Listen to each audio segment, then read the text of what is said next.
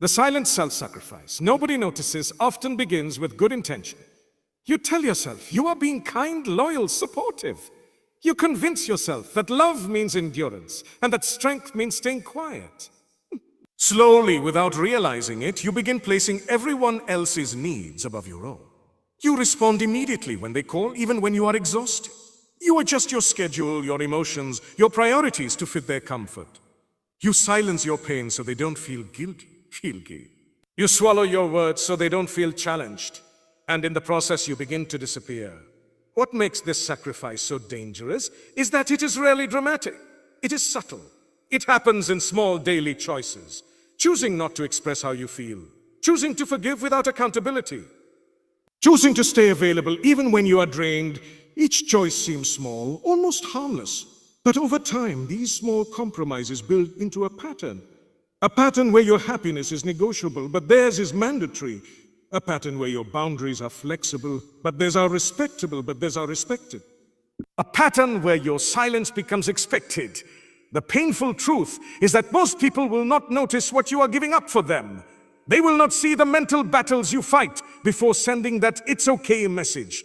They will not feel the exhaustion behind your smile. They will not understand the tears you cry in private after being strong in public, not because they are evil, but because you have trained them not to notice. You have made your suffering invisible. You have made your sacrifice look effortless. You might think that one day they will wake up and realize how much you have done, that they will appreciate you, that they will change. But appreciation rarely comes to what is constantly available. When you give endlessly without limits, people adjust to that level of access. Your overgiving becomes their normal. Your silence becomes their comfort. Your patience becomes their excuse. This silent self-sacrifice slowly damages your self-worth. You begin to believe that your value lies only in what you can provide. If you are not helping, fixing, supporting, or rescuing, you feel useless. You start measuring your importance by how needed you are. And when they don't need you or when they choose someone else, it feels like rejection. Not because you lost them, but because you lost the role that gave you identity. Over time, you begin neglecting your own emotional needs. You ignore your stress. You postpone your rest. You delay your dreams. You tell yourself after they are okay, then I'll focus on myself. But that moment never comes. There is always another problem to solve, another crisis to manage, another mood to stabilize. You become the emotional caretaker while nobody cares for you.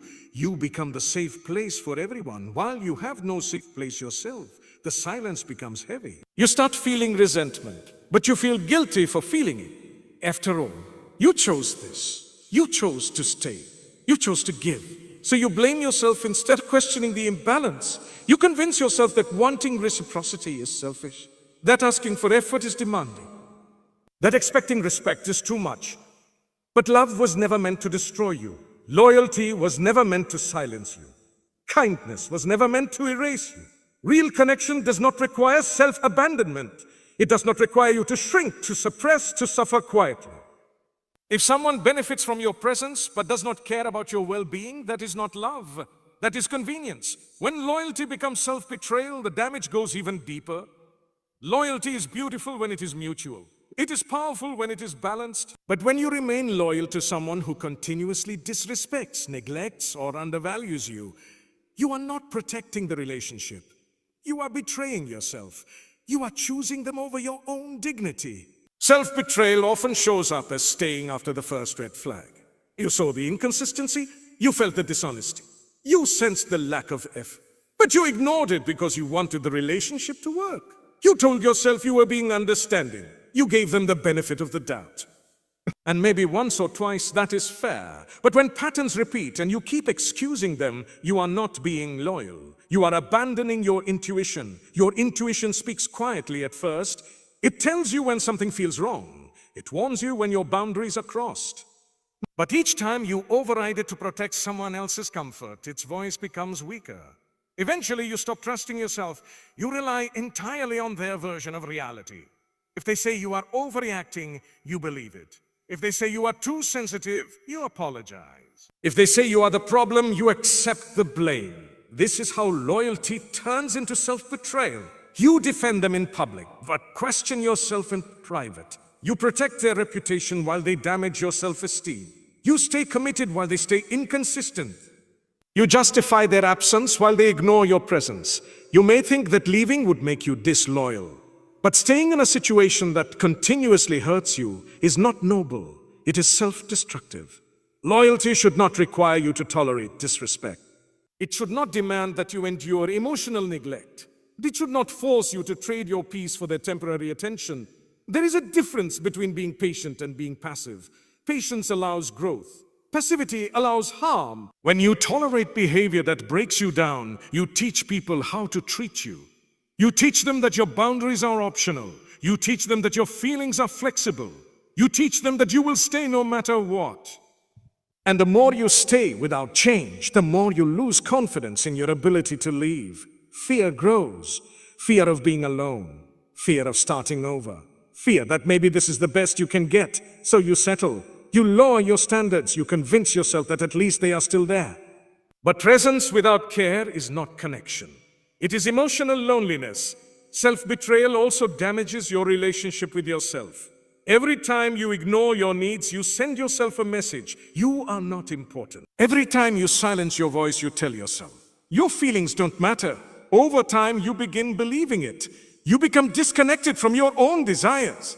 You don't even know what you want anymore because you have been focused on what they want for so long. The hardest part is admitting that your loyalty was misplaced. That you gave your energy to someone who would not do the same. That you fought for someone who would not fight for you. That you sacrificed for someone who would not sacrifice back. It hurts. It feels embarrassing. It feels like failure. But it is not failure. It is awareness. Awareness is the beginning of healing. When you recognize that your loyalty has crossed into self-betrayal, you gain the power to change it. You can begin setting boundaries. You can begin saying no. You can begin choosing yourself without feeling guilty. You can begin understanding that protecting your peace is not selfish. It is necessary. Choosing yourself does not mean you stop being kind. It does not mean you stop loving deeply. It means you stop loving at the cost of your own well-being. It means you stop staying where you are not valued. It means you stop proving your worth to people who have already decided not to see it. The silent self-sacrifice ends when you decide your voice matters. When you decide your energy is valuable. When you decide that loyalty must include yourself. Because if you are constantly breaking yourself to hold someone else together, eventually there will be nothing left of you. And the people who benefited from your sacrifice may move on, while you are left rebuilding from the damage you ignored for too long. You deserve relationships where your effort is matched, where your presence is appreciated, where your boundaries are respected. You deserve connections that strengthen you instead of draining you. And the moment you stop destroying yourself for people who would never do the same is the moment you begin reclaiming your power, your peace, and your identity. Overgiving until you're empty does not happen overnight. It begins with generosity. You like being helpful. You take pride in being dependable. When someone needs support, you are the first to step forward. At first, it feels empowering. You feel valuable, appreciated, even irreplaceable. But slowly, the giving becomes constant. It stops being a choice and starts feeling like an obligation. You give your time when you should be resting. You give your energy when you're already drained. You give your attention when your own mind is overwhelmed. You give and give, believing that love is proven through sacrifice. The problem with overgiving is not generosity itself. Generosity is beautiful when it flows from abundance. But when it flows from fear, it becomes destructive. Sometimes you overgive because you are afraid of losing people. You think if you stop doing so much, they will stop choosing you. You believe your worth is measured by how much you provide. So you push yourself beyond your limits. You say yes when you need to say no. You offer help before they even ask. You anticipate their needs while ignoring your own. At some point, you start feeling tired in a way that sleep cannot fix. It is emotional exhaustion. It is the heaviness of constantly being the strong one. You listen to everyone's problems, but you have no one to unload yours onto. You solve their crises, but your own struggles remain unaddressed. You become the support system, but you do not have one. And the painful irony is that the more you give, the less you receive. Not because you are undeserving, but because people adjust to what you tolerate. When you overgive, you unintentionally teach people that your resources are unlimited. They stop asking if you are okay because you always seem available. They stop offering support because you never appear to need it. You become the reliable one, the dependable one, the strong one. And while those labels may sound admirable, they can become cages. They trap you in a role where vulnerability feels like weakness. You fear that if you admit you are struggling, you will disappoint them. Over time, you start feeling invisible. Not physically invisible, but emotionally unseen. People know what you do for them, but they do not know who you are beneath the giving. They do not know your fears, your dreams, your silent battles. Because you have made yourself a service rather than a person. You have made your identity about being useful rather than being valued. There is also a quiet resentment that grows in overgivers. You do not want to feel it, but it is there. You notice that when you need help, the response is not the same. The urgency is missing. The effort is minimal.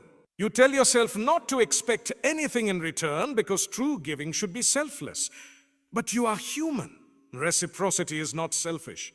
It is healthy. Relationships are not meant to be one-sided. They are meant to be balanced exchanges of care, effort, and respect. When you give from emptiness, you begin losing yourself. You lose your hobbies because you are always busy for others. You lose your boundaries because you do not want to disappoint anyone. You lose your voice because you prioritize harmony over honesty. You lose your energy because you never recharge. And the saddest part is that many people will not even realize what you have lost. They will continue benefiting from your giving, unaware of the cost.